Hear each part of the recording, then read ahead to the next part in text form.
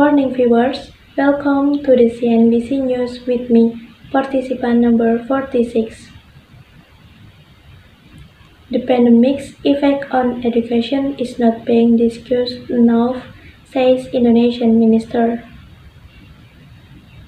Singapore, there's not enough discussion globally about the coronavirus pandemic's effect on students' learning as schools are closed to prevent further spread of the virus. Indonesia's Education Minister Nadiem Anwar Makarim told CNBC on Monday.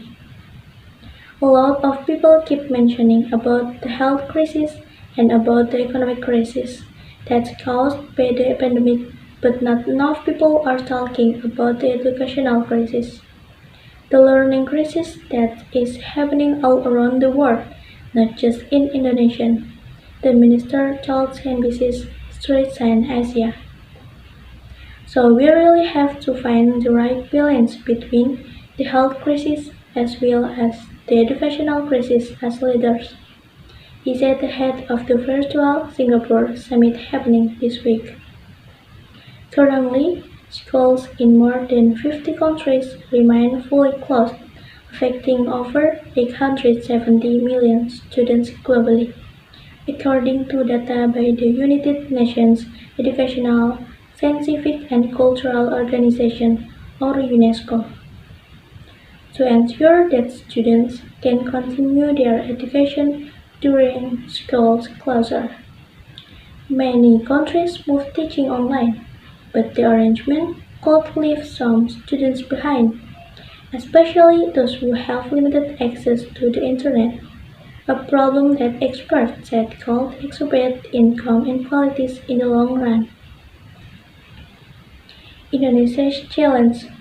In Archipelagic Indonesia, the challenge of making sure all students have access to remote learning is enormous, said Makarim.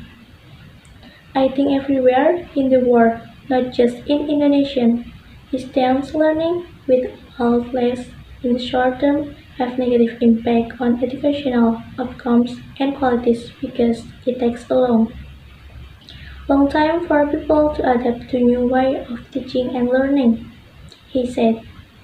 This in Indonesia is even more acute because of the huge diversity of geographic challenges, infrastructural challenges, he added. The challenges are enormous, really.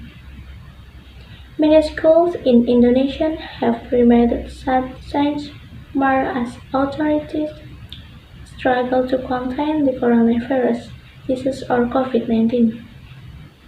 But only around 40% of Indonesians have internet access, most of them in urban areas such as capital city Jakarta. According to Singapore think tank ISEAS Yusof Ishak Institute, Makarim said his ministry has taken several steps to address those problems. The minister also said Indonesia has reopened some schools in the country's poorest and most marginalized regions where the risk of COVID-19 spread is said to be relatively low. Those schools are allowed to operate at a 50% capacity, he explained. These are the areas where the majority of the students find it extremely difficult to do any type of online learning. For those kids that have little access to internet, unreliable electricity, we have to make sure they don't get left behind even further, he said. One of the most important things we can do as an education ministry and government in general is to set policies that minimize the permanent damage. What we don't want to see is a loss of entire generation in the gap between the have and have-nots becoming insurmountable. Thank you for listening and watching me on the news this morning. Take care of your health and following health protocols. Have a nice day.